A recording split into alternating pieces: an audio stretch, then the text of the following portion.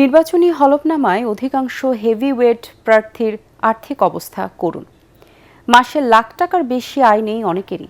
তারেক রহমান ও শফিকুর রহমানের চেয়ে বার্ষিক আয় নাহিদ ইসলামের বেশি, যেখানে তারেক রহমানের বার্ষিক আয় শেয়ার ও ব্যাংক জমা থেকে আর শফিকুর রহমানের আয় কৃষি থেকে।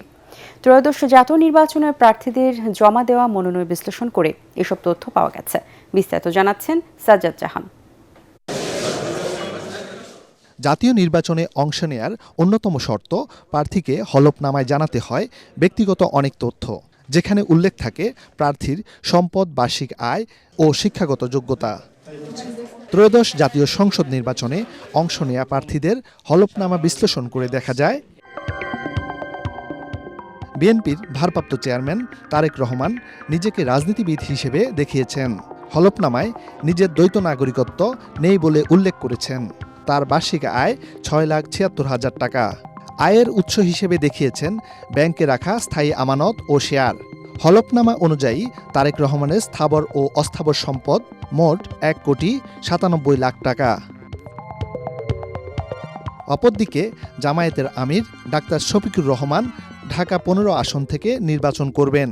পেশা হিসেবে দেখিয়েছেন চিকিৎসা। জামায়াত আমিরের প্রায় 1.5 কোটি টাকার স্থাবর অস্থাবর সম্পত্তি রয়েছে, নেই কোনো ঋণ। স্থাবর সম্পদের মধ্যে শফিকুর রহমানের কৃষিজমি রয়েছে 217%। ঢাকা 11 আসনে লড়ছেন এনসিপির আহ্বায়ক নাহিদ ইসলাম। শিক্ষাগত যোগ্যতা অনার্স পাস দেখিয়ে হলফনামায় পেশা উল্লেখ করেছেন পরামর্শক।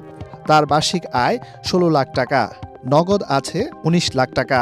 সব মিলিয়ে তার অস্থাবর সম্পদের পরিমাণ 30 লাখ টাকা। ঠাকুরগাঁও 1 আসন থেকে প্রতিদ্বন্দ্বিতা করছেন বিএনপি মহাসচিব মির্জা ফখরুল ইসলাম আলমগীর। বিভিন্ন খাত থেকে তার বার্ষিক আয় প্রায় 12,83,000 টাকা। আয়ের বিবরণীতে দেখা যায় কৃষি খাত থেকে মির্জা ফখরুল বছরে 1,80,000 টাকা ও ব্যবসা থেকে 1,97,000 টাকা পান। বাংলাদেশ খেলাফত মজলিসের আমির মাওলানা মোহাম্মদ মামুনুল হকের বছরে আয় 13 লাখ টাকার বেশি।